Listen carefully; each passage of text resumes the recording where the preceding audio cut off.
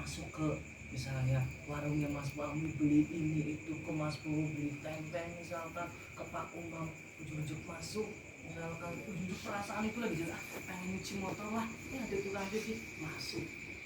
Apa itu gara-gara Pak Umamnya yang mencari atau bijam-bijam apa dan lain-lain? Enggak, itu Allah sendiri yang menutik. Nah, prosesnya itu Allah ujuk-ujuk ngasih perasaan ke Pak Umam, ke yang lain, pengen cuci motor, ke Mas Iqbal, pengen cuci motor, ke Mas Bowo pengen cuci motor. Bukan kita yang nyari, Pak.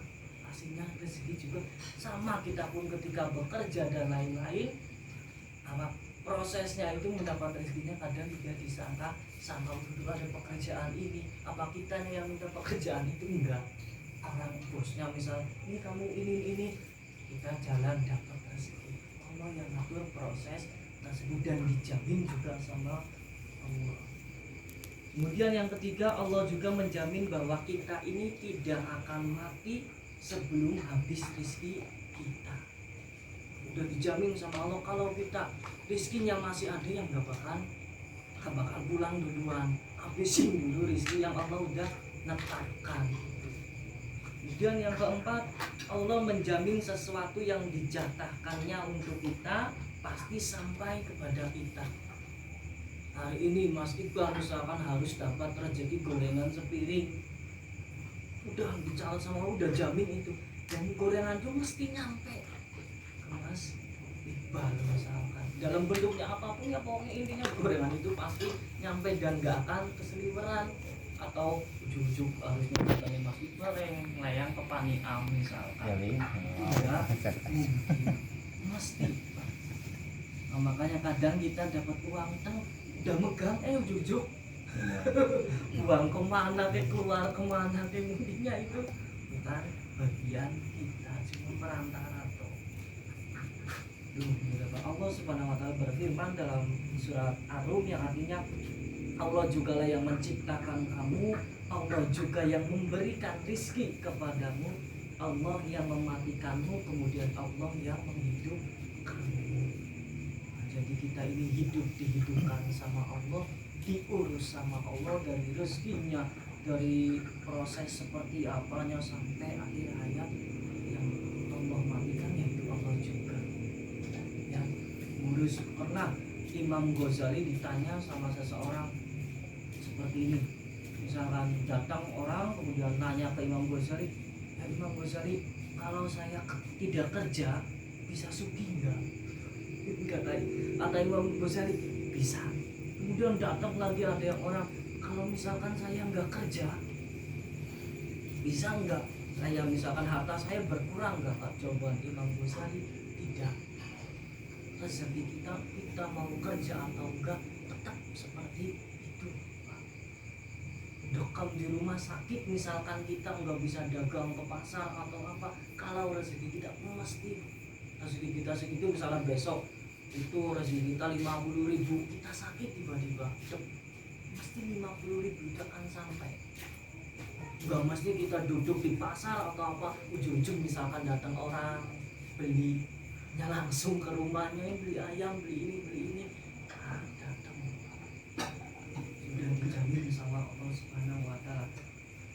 Kemudian di Al-Quran pun monggo dibolak-balik dicari, Pak, nggak ada kalimat atau arti dari Al-Quran itu yang isinya itu menyuruh manusia untuk mencari rezeki. Bolak-balik itu Pak, 6.666 ayat cari terus guber-guber, nggak ada Al-Quran yang menyuruh bahwa kita itu suruh mencari rezeki. Cari bahasa 6.666 ayat itu dibedah semua, nggak ada satupun ayat yang bunyi yang nyuruh untuk kita mencari rezeki. Ada di hadis itu bukan untuk mencari rezeki, tapi cari rezekinya yang halal. Halalnya itu yang dibunderi, bukan suruh nyari itunya. Kemudian Allah Subhanahu wa ta'ala berfirman juga, barang siapa yang bertakwa kepada Allah, Allah jadikan baginya jalan keluar dan Allah beri rezeki dari hal yang tidak terduga. Ya Allah sendiri yang kalau itu mah bersumpah, barang siapa yang bertakwa kepadaku, kata Allah, Allah jadikan baginya jalan keluar dan Allah beri rezeki dari hal yang tidak terduga. Hanya kita sering lihat orang kok pengangguran banyak uangnya, kemudian nyupang itu bahasa lain.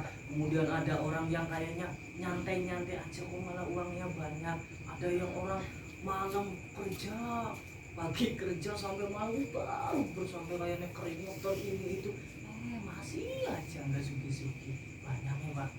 Itu menandakan bahwasanya ya itu takdir Allah ya, orang itu seperti itu, kondisi rezekinya ya itu aja. Walaupun pontang-panting malam sampai jam 12 lagi, 12 siang sampai 12 malam lagi, perang kayak duitnya. Kalau rezekinya seperti itu, jatahnya seperti itu, ya akan seperti itu aja.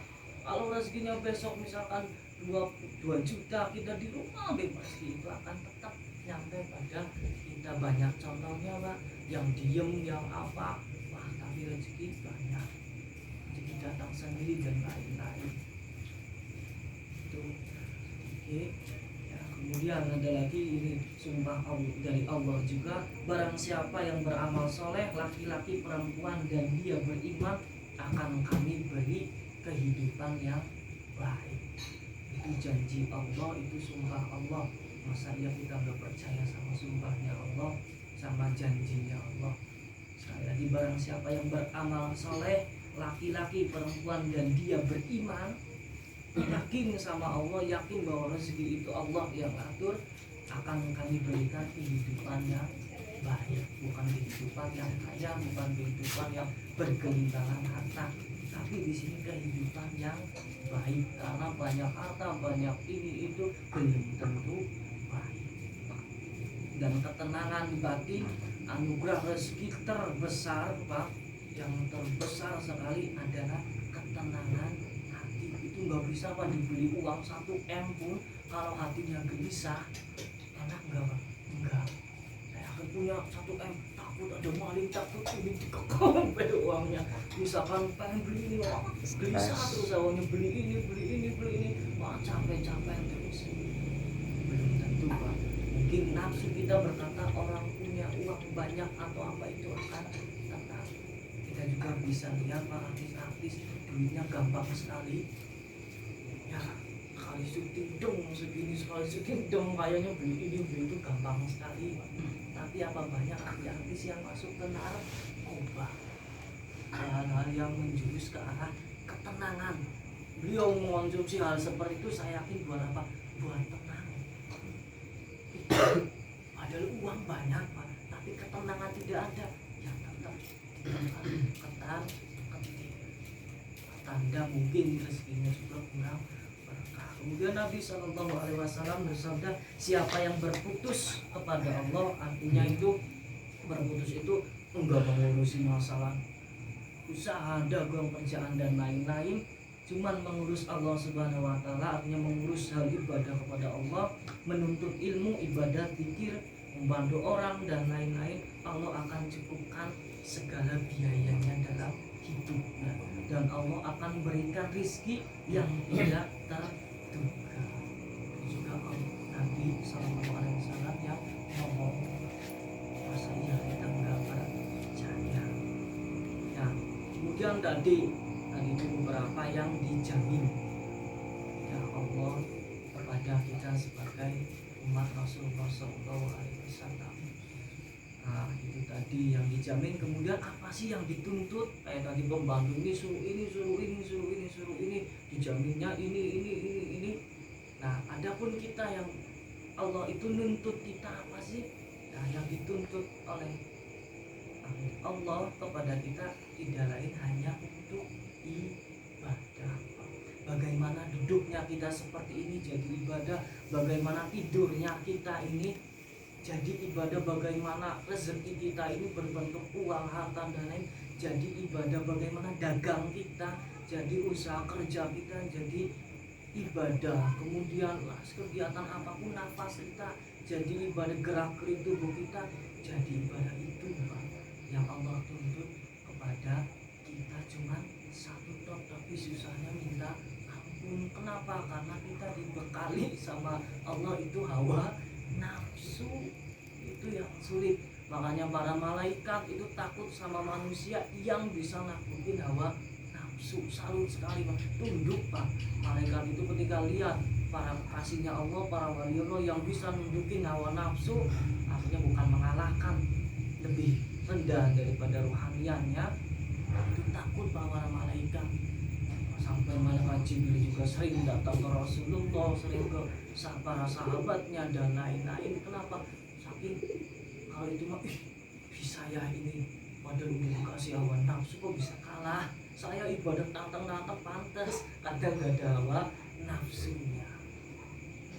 Malaikat Jibos nanti temannya malaikat Pak, aman kalau itu. Nah seperti itu